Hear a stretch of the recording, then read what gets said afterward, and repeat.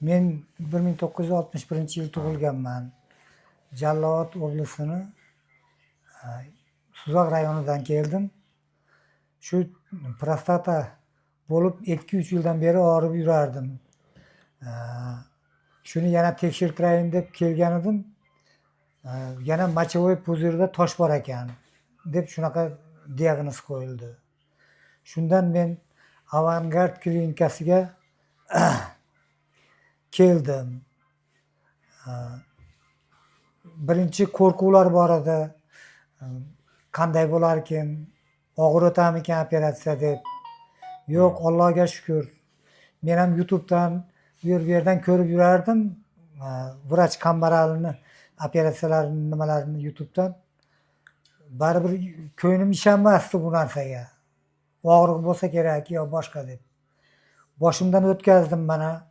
3 kun, 4 kun bo'ldi. Ponedelnik kuni kelib operatsiyaga yotdim.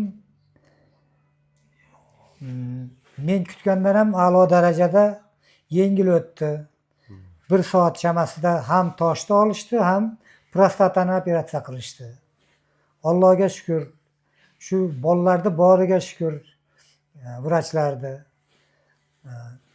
Qo'rqmanglar bu nimadan, operatsiyadan. Haqiqatdan shu YouTube'da qanday ko'rsatgan bo'lsa, hech qanaqa pasha chaqqandan ham og'rig'i yo'q ekan. Men o'zim guvohi bo'ldim shu narsani, boshimdan o'tkazdim. Qambarali vrachimizga ham uzoq umr tilayman. Nima niyat qilgan bo'lsa niyatlariga yetsin. Bolalarini orzu havasini ko'rsin. Uzoq yil yashasin, menga o'xshagan kasallarni ko'pchiligini davolasin. Shunda 2 ta operatsiya bo'ldi sizda. Qiynalmadingizmi tog'a? Yo'q, hech ham qiynalmadim.